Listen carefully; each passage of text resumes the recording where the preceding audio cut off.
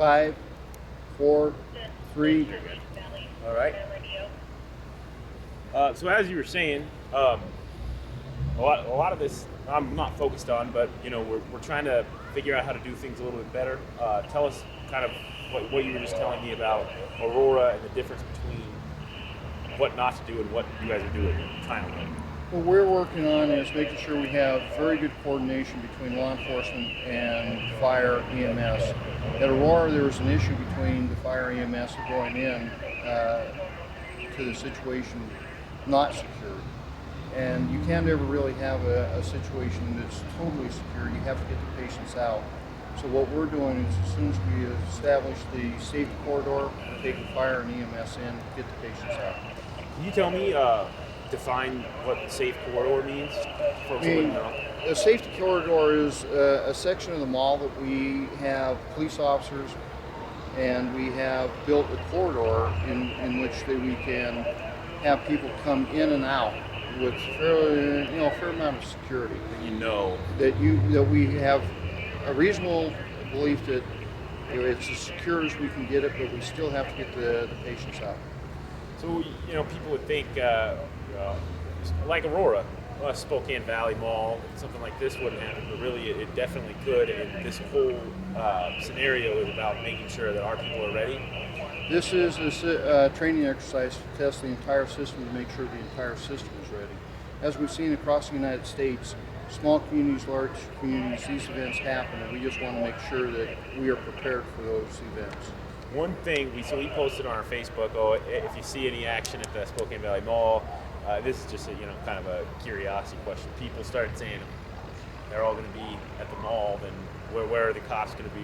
What kind of, as far as staffing goes, you got a lot. I mean, we have Spokane Valley Fire Department, the SWAT teams here, all of our, what's the rest of the community like as far as staffing is concerned right now? You have all kinds of normal staffing going on.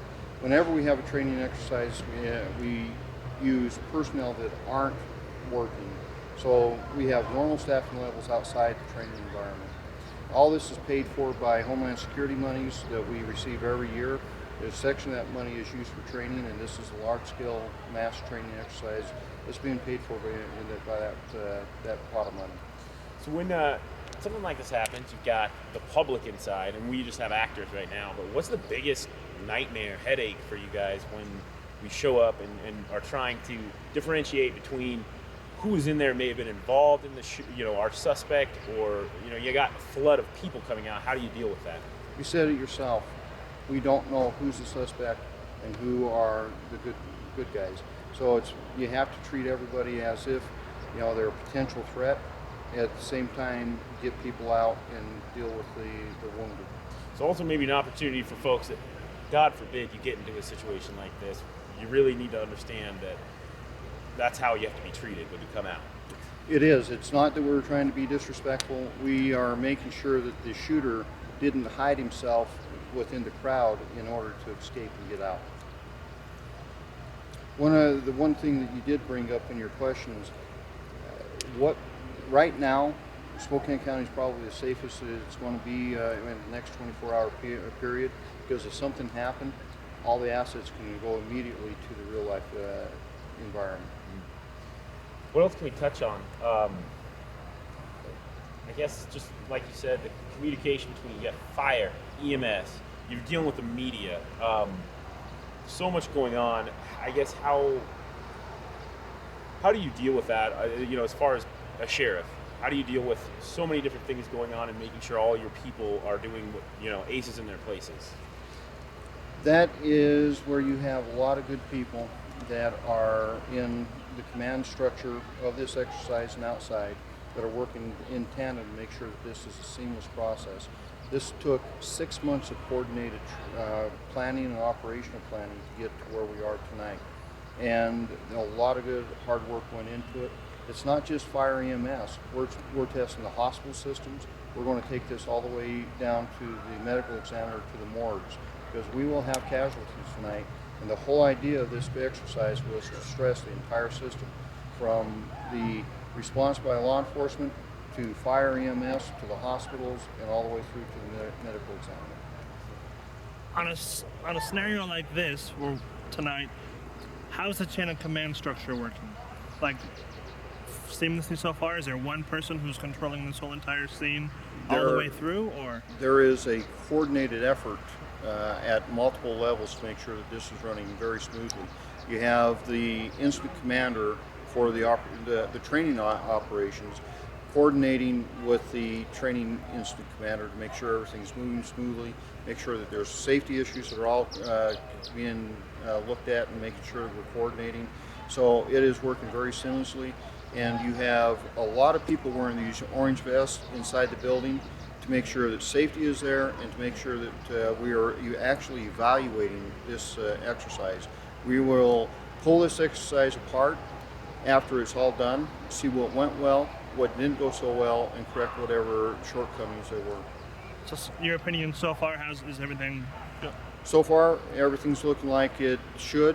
There are certain little aspects that we will, during the hot wash, we'll ask everybody what they saw, what their perceptions were, and again, inside we are actually videoing this so we can review it all and see exactly where, if there were any shortcomings, that we can improve. Whenever you're doing a training exercise, that's what you hope training does, is highlight where you're possibly short. On a scenario tonight also, we noticed we didn't see canine dogs.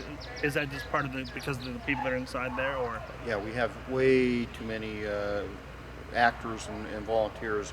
Canines don't differentiate. But on a real scenario, because we recorded most of this, you would actually see canines entering the building most likely, or no? Maybe, maybe not, depending on what we have going, because again, the canine can't really differentiate between what we have as far as wounded civilians and the shooter. If we know where the shooter is, then we could maybe insert a canine if it's safe enough to do so for the canine and the handler.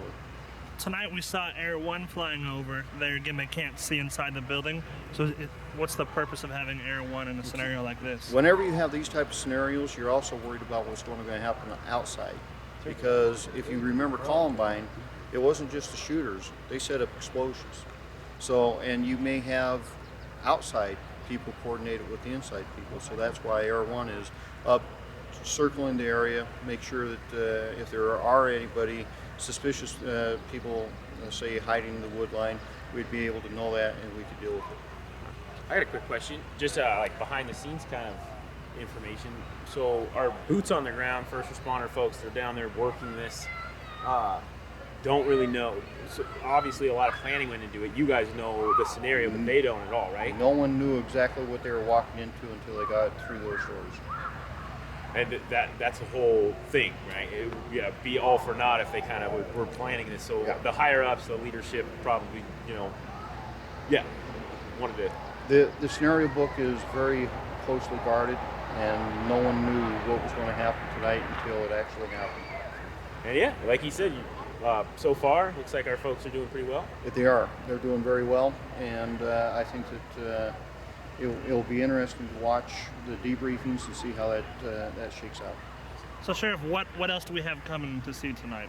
They're going to bring out some bodies, load them up? You'll watch the wounded being evacuated. They'll put them in staging areas. They'll triage them. They'll start sending them out to the various hospitals to deal with. So on the receiving end, there's going to be quite a lot going on for that. There is, very much so. Perfect. All right. Well, thank you, sir.